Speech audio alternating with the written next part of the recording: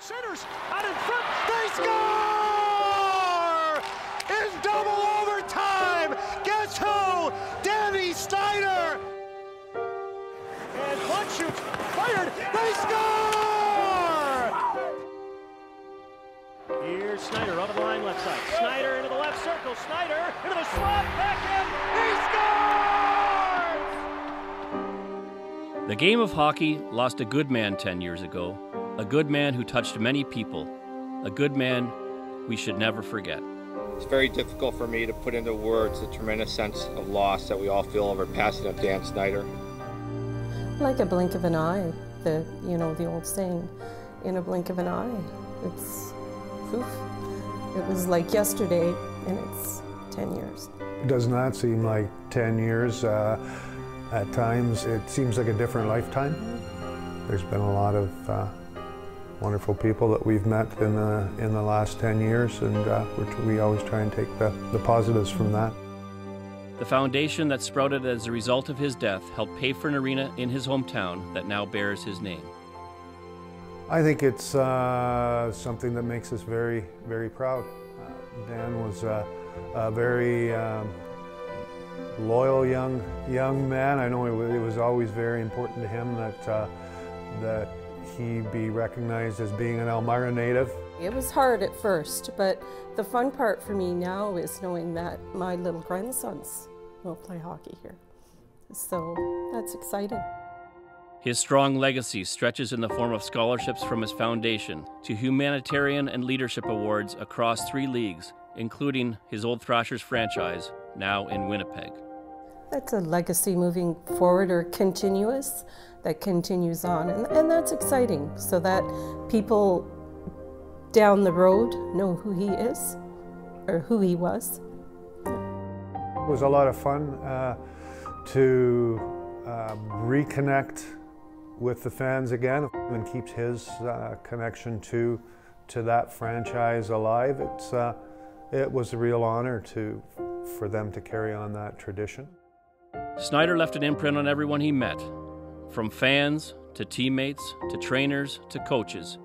His coach in Atlanta still carries a keepsake given to him from Snyder's mother.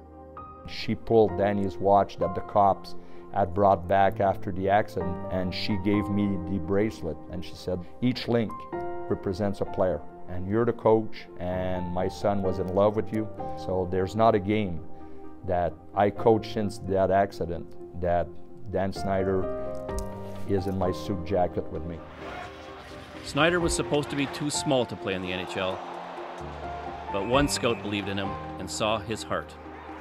He was humble, and the other thing, the way I describe it is he had that twinkle in his eye. The way he played the game, you could see in his eyes where he had that fire and that passion in him. And Dan was someone, he had to work for everything that he got, and he knew that that was the hand that was dealt to him, and that's how he played it out. You can see where Snyder got his strength from.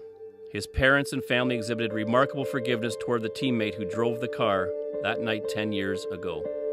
We do not lay blame on Danny Heatley for the accident that took our son from us.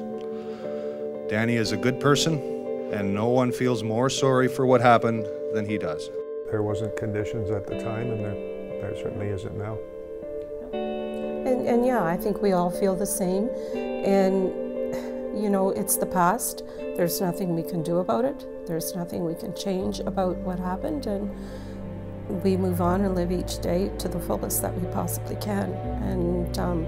And that doesn't mean we forget what happened, but we don't dwell on the past constantly, and we wouldn't change anything. One of the main sources of inspiration and comfort for us was the hockey world. Right from, the minor hockey group in Elmira here, right up to the NHL, and a lot of people in between.